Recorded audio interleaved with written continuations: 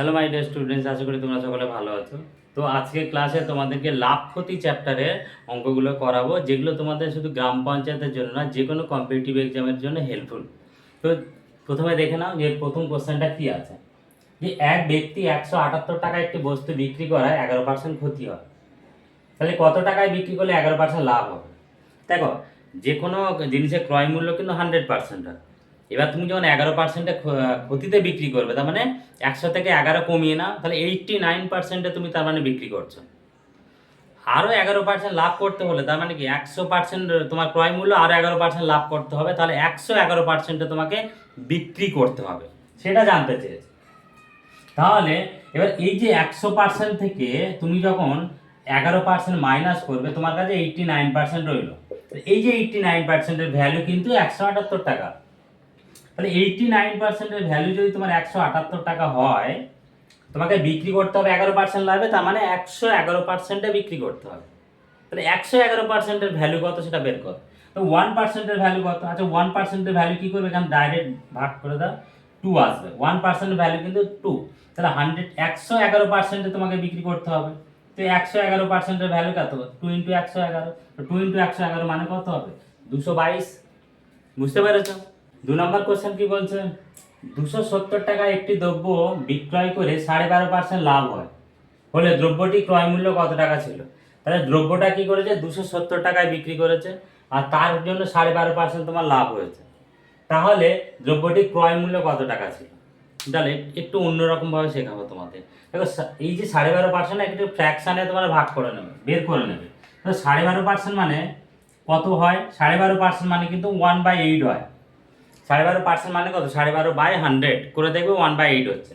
এবার তুমি এই যে 1/8, এই 1/8 এর এটা কি, এই এইটাকে তোমরা সিপি ধরে নেবে। সিপি মানে কি? ক্রয় মূল্য। এর মানে হচ্ছে যে 8 টাকা যদি তোমার ক্রয় মূল্য হয়, তাহলে 1 টাকা কিন্তু তোমার লাভ হবে। 1 টাকা লাভ হবে। এবার 1 টাকা যদি তোমার লাভ হয়ে থাকে, তাহলে বলো এটা 8 টাকা ক্রয় মূল্য, 1 টাকা লাভ, তাহলে বিক্রয় মূল্য কত হবে? 9 টাকা হবে না? তাহলে এসপি কিন্তু তোমার বা সেলিং প্রাইস কিন্তু তোমার 9 টাকা, অ্যাকচুয়ালি 9 টাকা। কিন্তু অরিজিনাল টাকা কত? অরিজিনাল কিন্তু 270 টাকায় বিক্রি করেছে।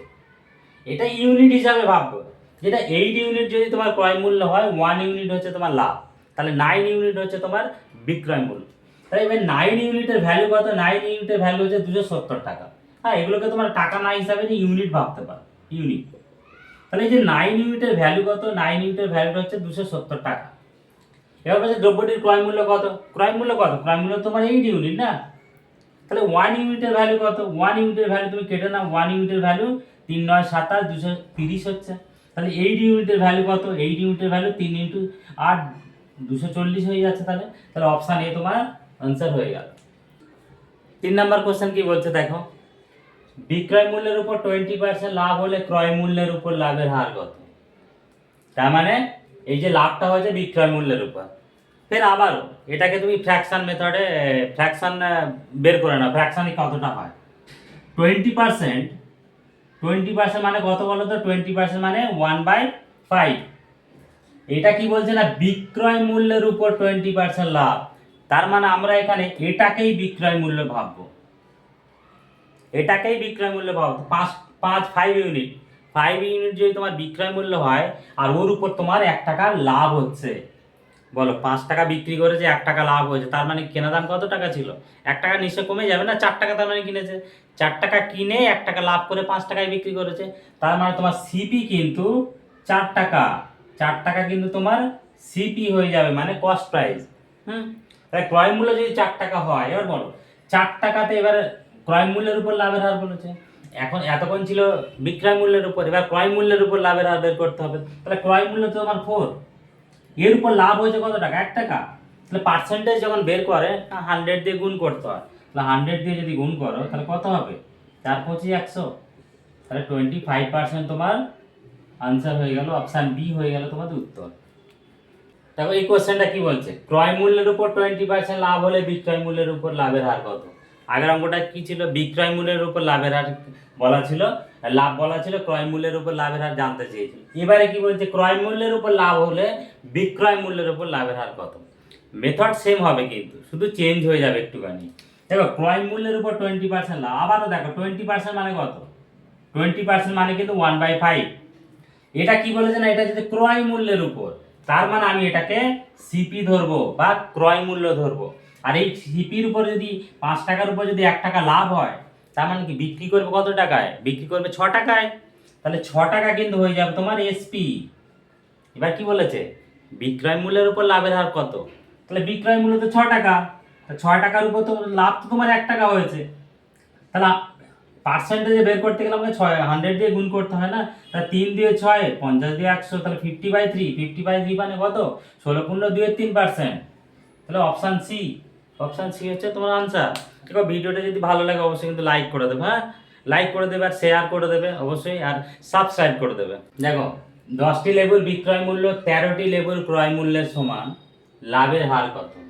অঙ্কগুলো খুব ইজি ভাবে করবো আমরা, খুব সিম্পল ভাবে করবো। দেখো 10টি লেবুর বিক্রয় মূল্য, তার মানে তুমি এরকম ভাবে ধরবে 10, তো 10টি লেবুর বিক্রয় মূল্য মানে সেলিং প্রাইস, এটা কার সমান না 13টা লেবুর ক্রয় মূল্যের সমান, মানে কস্ট প্রাইসের সমান। তার মানে কি জানো, তাহলে 10টা বিক্রয় মূল্য 13টা ক্রয় মূল্যের সমান। এখান থেকে আমরা কি বের করতে পারি, এখান থেকে সি এর ভ্যালু, তার মানে তুমি কস্ট মানে তুমি ক্রসলি দেখবে, হ্যাঁ তা কস্ট সি এর ভ্যালু কত, সি এর ভ্যালু তার মানে তোমার 10, আর এস এর ভ্যালু কত দাও, এস এর ভ্যালু হচ্ছে 13। মানে সি এর ভ্যালু তোমার 10 হবে আর এস এর ভ্যালু কিন্তু 13 হবে। কেন হবে না, তুমি এটাকে যদি সিম্পলিফাই করো না, 10s = 13c, তুমি এবারে সিটাকে একবারে আনতে পারো না, তুমি s/c করতে পারো। s/c মানে কত, 13/10। এবার দেখো সি এর ভ্যালু 10, সি এর ভ্যালু 10 আর এস এর ভ্যালু 13। তো আমরা এই জন্য যে এখানে আমরা এটা করতে যাব না, ডাইরেক্ট দেখে নেবো যে সি এর ভ্যালু এদিকে থাকবে আর এস এর ভ্যালু ওদিকে থাকবে। তো এখানে তুমি কি বুঝলে এখান থেকে, তার মানে কেনা দাম তোমার 10 টাকা আর বিক্রি করার দাম হচ্ছে 13 টাকা। লাভ কত টাকা হলো, লাভ তোমার 3 টাকা হয়েছে না। তো এসপি প্রফিট কিন্তু তোমার 3 টাকা, প্রফিট কিন্তু তোমার 3 টাকা হয়েছে। তাহলে কি হয়েছে, লাভের হার কত, এবার বলো 10 টাকায় কেনা দামের উপর সব সময় লাভ লাভ বা ক্ষতি বের করতে হয়। তো 10 টাকার উপর তোমার 3 টাকা লাভ হয়, 100 টাকার উপর কত টাকা লাভ হবে, তো 30% আনসার হওয়া উচিত। হ্যাঁ তাহলে অপশান ডি তোমার আনসার হয়ে গেল। বুঝতে পারলে ব্যাপারটা, মজা আসছে না। এই কোশ্চেনটা কি বলছে, একটি বই 680 টাকায় বিক্রয় করলে 15% ক্ষতি হয়, বইটি 880 টাকায় বিক্রয় করলে শতকরা কত লাভ বা ক্ষতি হবে। তোমরা এই অঙ্কটাকে 10 থেকে 15 সেকেন্ডের মধ্যে করে দেখাতে পারবে, যদি পারো আমাকে আনসার দেবে। একটি বই তার মানে কি 680 টাকায় বিক্রি করলে 15% ক্ষতি হলো, 880 টাকায় বিক্রি করবে কত পার্সেন্ট লাভ হবে বা ক্ষতি হবে। দেখো 15% যদি ক্ষতি হয় তার মানে বিক্রি করছে কত টাকায়, কত পার্সেন্টে, 85%-এ 15% কমে যাবে।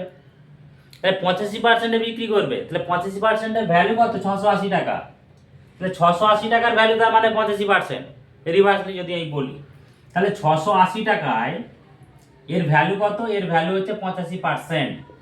85% কোথা থেকে পেলাম না 100% থেকে 15% যেহেতু ক্ষতি হয়ে গেছে, তাহলে বিক্রি করেছে 85%-এ। তাহলে 680 এই টাকার ভ্যালু হচ্ছে 85%।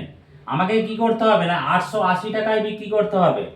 তাহলে এই 680-র ভ্যালু যদি 1 এত হয়, তো 1 এর ভ্যালু কত হবে, 85/680।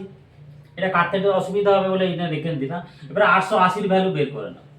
880-র ভ্যালু কত হবে না 85 × 880/680। দেখ কাটছো কি করে, 4 17 68, 5 17 85, 4/88। তো 5 10 110। তার মানে কি এটার ভ্যালু যদি 85% হয়, এটার ভ্যালু 110%। তার যে কোনো জিনিস 100% ক্রয় মূল্য 110%-এ বিক্রি করছে, কতটা এক্সট্রা হয়ে গেল, 10%। তার মানে লাভ কত হলো, তার মানে একটু লাভ হলো, লাভ হয়েছে কত 10%। 10% তোমার অপশন হয়ে গেল আনসার। বুঝতে পারলে কত ইজিলি আনসারটা করা গেল। হ্যাঁ তো এইটাই বলতে যাচ্ছি যে এই অঙ্কটা কিন্তু তোমার 10 থেকে 15 সেকেন্ডে হওয়ার কথা। হ্যাঁ তো আশা করি তোমরা অঙ্কগুলো বুঝতে পেরেছো। সাবস্ক্রাইব করে দেবো আর লাইক করে দিও অবশ্যই, হ্যাঁ আর শেয়ার করে দিও তোমার বন্ধু বান্ধবদের কাছে। আর আরেকটা কথা, তোমরা ব্যাপারটা বুঝতে পারলে যে কতটা ইজিলি অঙ্কগুলো করা যায়। তোমার যদি ভালো লাগে অবশ্যই সাবস্ক্রাইব করে দিও, লাইক করে দিও, শেয়ার করে দিও বন্ধু বান্ধবদের কাছে। আরেকটা কথা হচ্ছে যে যে এটা কিন্তু পুরো শেষ না, মাত্র 6টা অঙ্ক করিয়েছি। আর নেক্সট ভিডিওতে তোমরা দেখতে থাকো, প্রফিট অ্যান্ড লসের আবারও অঙ্ক আমি আনবো, পুরো কমপ্লিট করাবো আমি তোমাদের। আগের বারের মতো বলছি যে পুরো গ্রাম পঞ্চায়েত লেভেলে যেমন পরীক্ষা, যেমন যে সিলেবাস রয়েছে পুরো সিলেবাস কিন্তু আমি তোমাদের কমপ্লিট করিয়ে দেবো। আর সঙ্গে থাকো, পাশে থাকো, আর বেল আইকনটা কিন্তু প্রেস করে রাখো যাতে সব থেকে কাছে তোমার কাছে চলে যায় আগে। ওকে, ভিডিওটা দেখার জন্য ধন্যবাদ।